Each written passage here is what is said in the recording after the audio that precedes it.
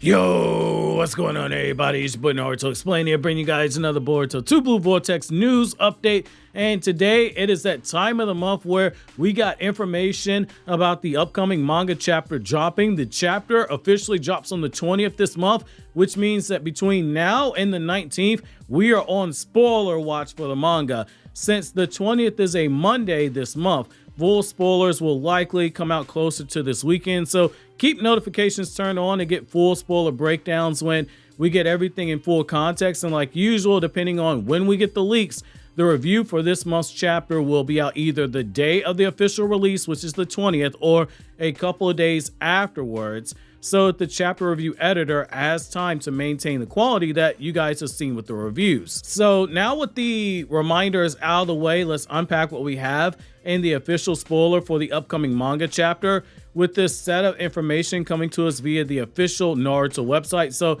this is information that Shueisha and V-Jump magazine, they want you to know regarding this chapter, which I have to restate this every month. This is not a instance of me spoiling the chapter purposely. This is information they want you to know.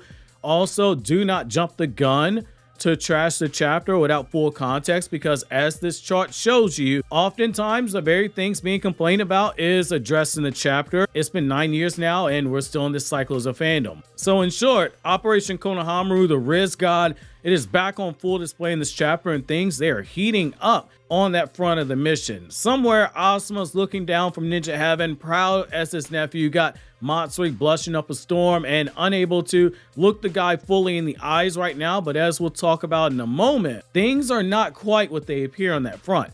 She tells him that as more time has passed by, she has found herself getting more comfortable with Konohamaru, though at first, just being around him, it made her feel uneasy, and she wasn't sure what it was that was driving her feelings, but over time, Konohamaru has made her feel more at home and more comfortable. What's interesting here is the combination of discomfort from Konohamaru that he feels, at least having to play with Matsuri's feelings in the way that he is. It is evident on the way that his face is drawn, but also the decision to have that close-up panel shot of Matsuri's eyes as she tells Konohamaru that being with Konohamaru made her realize that she can become who it is that she wanted to become in the future. That one line, it might not seem like much to you, but there are undertones there, and it is a layer of double writing, which I'm calling it double writing since the literary term for it, for what I'm thinking about, is currently escaping me. But what we're seeing is writing on multiple levels. So you have Moegi's feelings spilling out of Matsuri at a very fast state,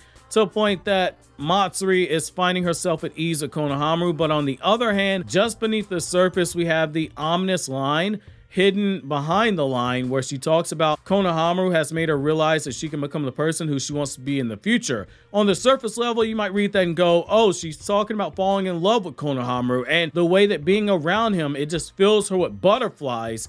But hidden underneath that is a very clever reminder to us as readers, so clever that it's subtle, that Matsuri originally wanted to consume Konohamaru as well. The person who she wanted to become was someone who ate Konohamaru, and it's because of the awakened Shinju, each going through their own awakened stages of humanity in terms of the stages of human growth that we experience as humans, is something you have to keep in mind. That's why Amato looked like he had a hard-on a few chapters ago when discussing how the Shinju were after human experiences and evolving in ways that, I'm paraphrasing what he said, but they were evolving in ways that he didn't think was possible for a Ten Tails.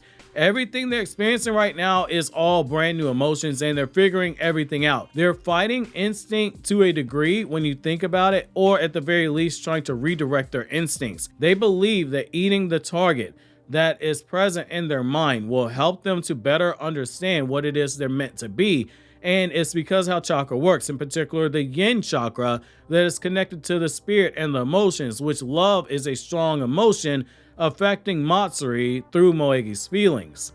It's just a small nod, but there's enough there in between all that to make you question if there is both these stories showing us that Matsuri in theory could change due to the feelings of Konohamaru, or if she will ultimately give into her instincts and attempt to devour him, because doing so will allow her to better figure out who he is. This is nasty work and it is emotionally cruel. But I see what Ikimoto's trying to do here with the storytelling from a writing perspective. It's an attempt to use an element of storytelling that every good writer understands, which is how to take an internal conflict and balance it by having an external conflict stem directly from that internal conflict of the character. Konohamaru's uneasiness around Matsuri, knowing that he's going to have to kill her, and Matsuri's growing unease around Konohamaru as love overtakes her in spite of her desires to consume him. Eventually, those things are going to boil over and make things very messy, which is what you want as a writer.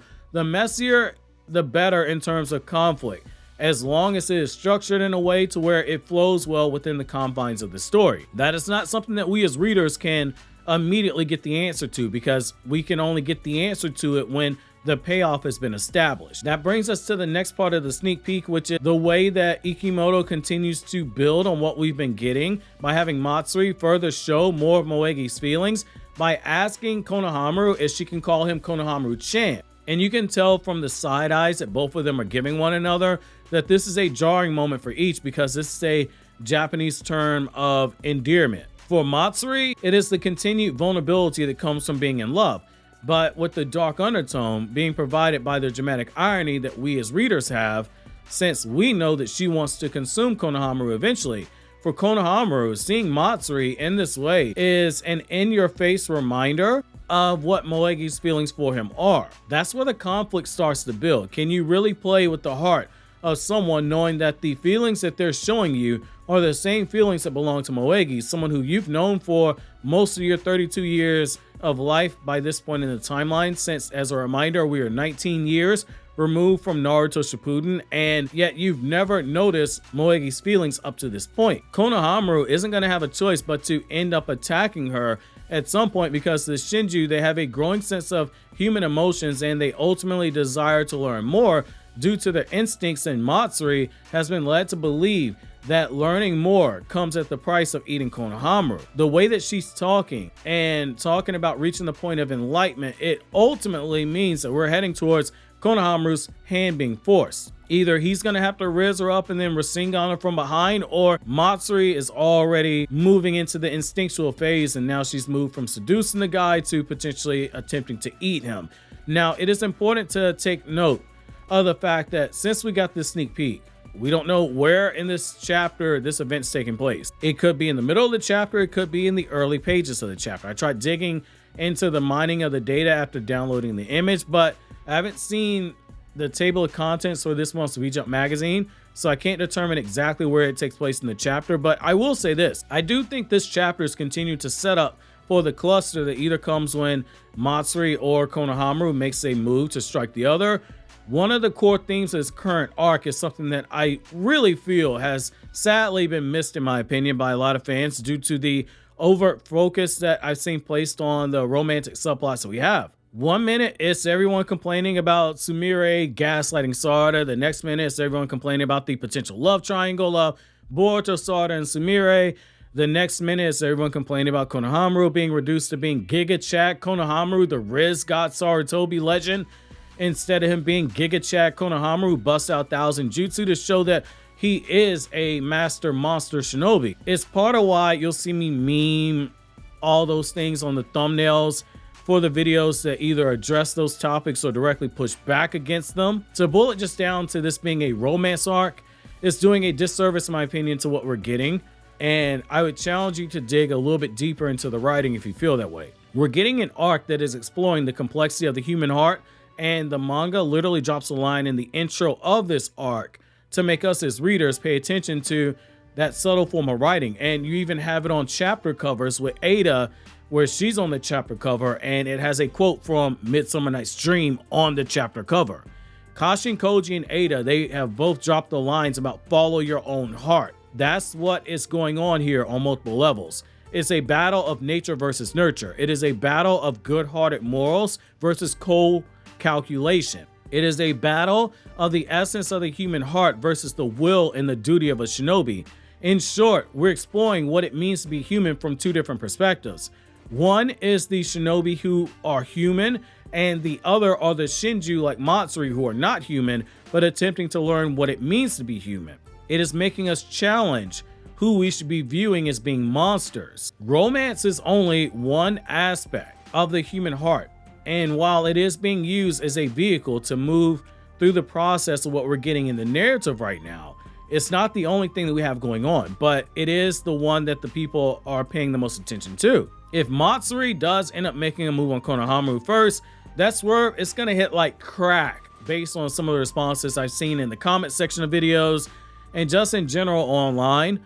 For as much as I don't agree with Shikamaru's proposal, and I do believe he's running the risk of making things worse based on his actions, a moment like this in the chapter just slowly highlights why, for as cold-natured as his decisions are, this might have been the best move moving forward.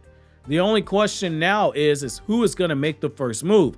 Will it be Konohamaru, who can set aside and differentiate between Matsuri's feelings for him that are coming from Moegi and compartmentalize that even though these are Moegi's feelings, the person before him isn't Moegi? Or will it be Matsuri? Can she overcome her instincts to devour Konohamaru, or will she give in to them even further now that she has said she feels like being with Konohamaru will help her feel more certain about who it is that she wanted to be in the future? We're in a setup phase right now, something that will probably annoy some fans of the manga, like we had with the Code arc and Omnipotence arc, like it did from 2021 to 2023. But all that setup, it gave us the last 3 chapters of part 1 and it propelled us into the time skip. You need setup chapters.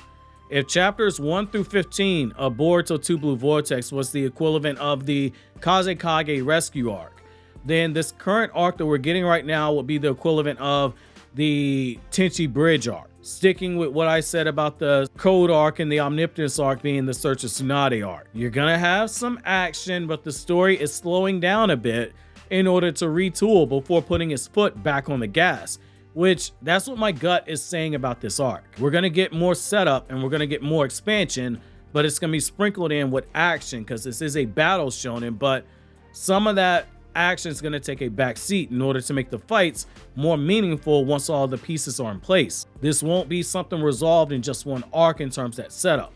Again, as a quick reminder, we are on spoiler watch right now, so any day now, full spoilers, they can drop. They could drop as early as tomorrow if we get the cover for V-Jump magazine leaked out tonight.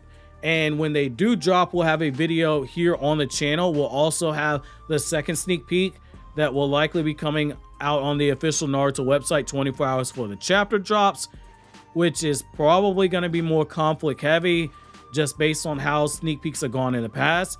If the chapter leaks out in full before the 20th, then the review will be up on the 20th when it releases officially, and if not, it'll be a couple days after the official when you get the review.